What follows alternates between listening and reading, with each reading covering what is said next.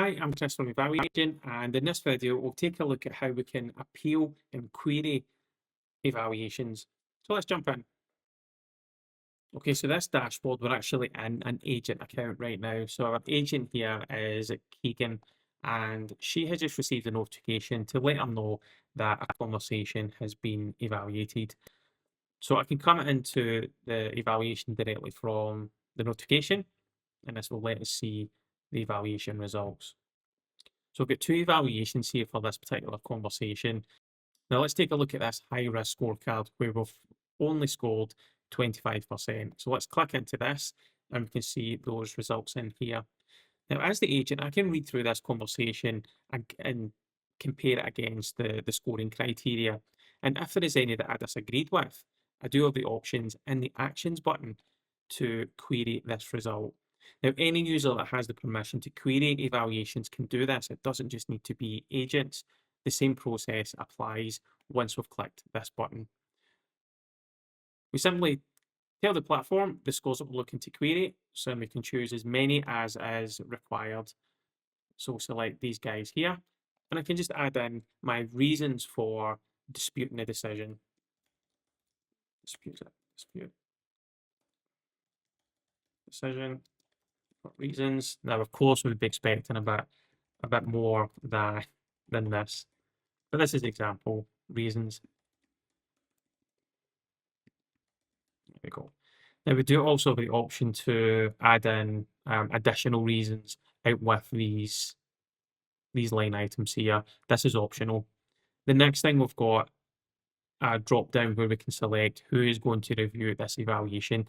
By default, it comes to the person who evaluated this previously, but we can select any one of the other evaluators to review this query. So let's go ahead and submit that here. And this shows us the query page. So this lets us see what scores have been queried, the reasons, etc., and we can view the conversation in here as well. Okay, so we're back in the profile of the person that's required to review this query. So I will have a notification up at the top right to let me know that an evaluation query has been assigned to me for review.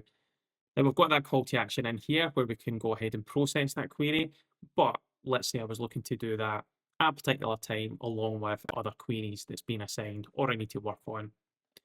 I can come to my completed evaluations table, and from my filters I can change the outcome to queries and process. Now you'll also see that I've got an option to filter it by queries that have been resolved as well, but let's focus on our review queries. There we go. And our query is waiting here for us.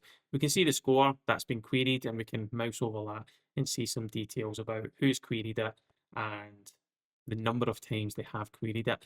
Now in this case, it's telling us that the query number is 1 of 5. In our quality settings, we can control how many times an agent or a person can query an evaluation. So 5 is probably a bit generous, but we can control that. So I'm just going to grab this query here. And this takes me into the same screen that we saw when the query was created. But this time I can change these scores to whatever is appropriate. And I can add in the reasons for me changing it or not changing it, depending on what that outcome is. We can leave, let's say that one's okay. And again, your reason should be much more in depth as this. So from our actions option, we can submit this as changed. Now, if we didn't make any changes and we just added in the reasons we weren't changing it, this would show as submit as unchanged.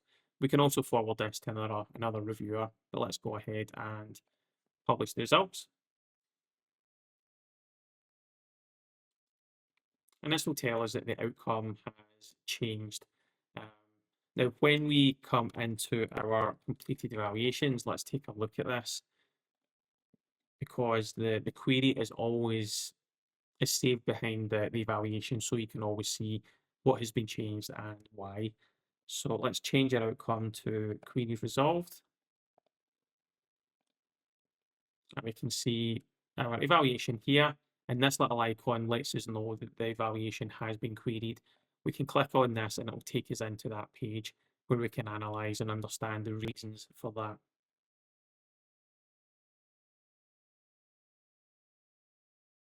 And of course, we can track that.